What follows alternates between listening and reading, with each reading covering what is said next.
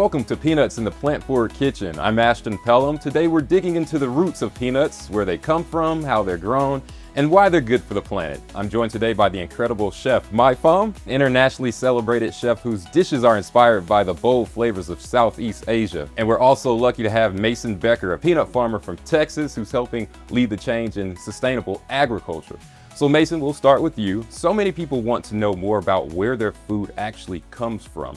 Can you share what makes growing peanuts so unique and how they stand out as a sustainable crop? You know, when I think sustainability, it brings back something my dad always told me, is being a steward of the land and a steward of the soil. And peanuts tie in perfectly with that. If I can show you a peanut that I got to bring all the way from my home in Texas, you can see obviously the beautiful peanuts that we all know and love, right? But what a lot of people don't realize is peanuts are actually a legume. So they grow underground and they have the ability to put nitrogen back in the soil. So not only do we get a commodity that we can all eat and enjoy, but we can also take this plant, all the leaf material and the roots that store up that nitrogen, and we can either put it back into the soil for the next year's crop, or we can bale it up and use it as a hay to feed cattle and other ruminants. Wow, that's eye-opening. I already love peanuts, but knowing they're good for the environment makes them even better.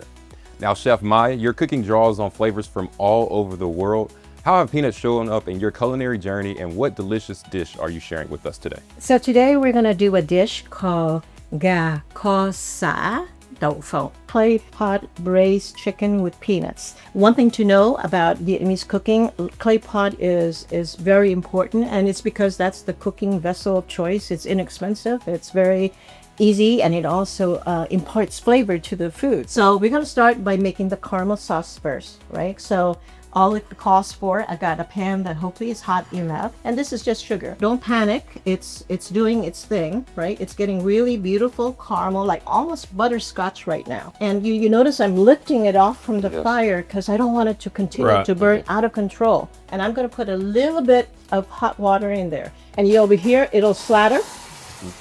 So we just want to be very careful with it.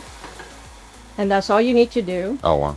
So the next thing to do is more straightforward. It's cooking off the chicken. This is the oil. You're going to put some oil in. So I've got some nice shallots. Now it's nice and hot, right? And you notice I'm kind of want to give it a little bit of a head start. If you put everything in here, the garlic usually burns too quickly. Okay. And I want to extract some of the flavors from the shallot. I'm going to add the chicken. And normally what you do is you put a little fish sauce in. You could just put a little bit in. And that's sort of the key. At this point, we're going to put in the caramel sauce.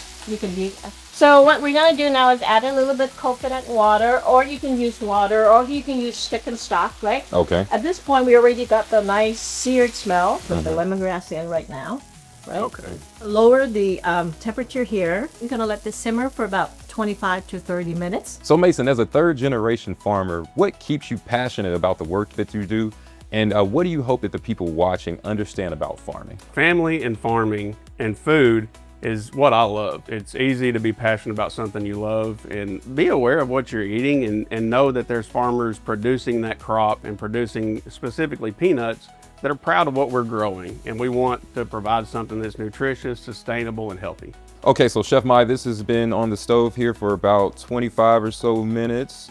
Tell me what the next steps are now. Your favorite part, right? That's what we're talking about. We're going to put peanuts in, right?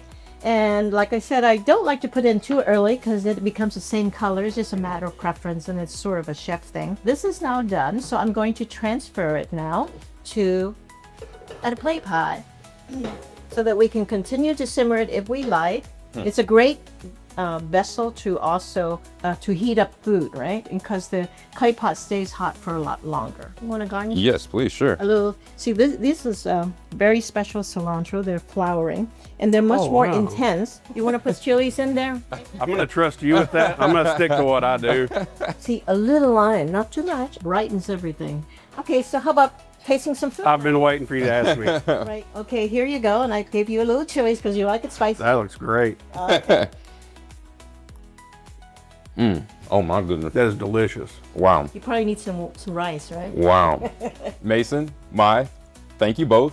We learned that peanuts inspire many cuisines, are a zero waste crop, and sustainably grown and farmed right here in America. Thanks for watching Peanuts in the Plant Forward Kitchen. I'm Ashton Pelham. See you next time. And oh, Mason, let's be honest, can I grow peanuts at home? Ashton, I'm glad you asked, man, because I always encourage people to try grow peanuts themselves. This is important. As long as it's not a roasted peanut, it'll grow.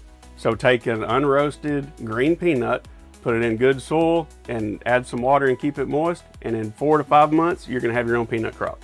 Awesome. You heard it from the man yourself.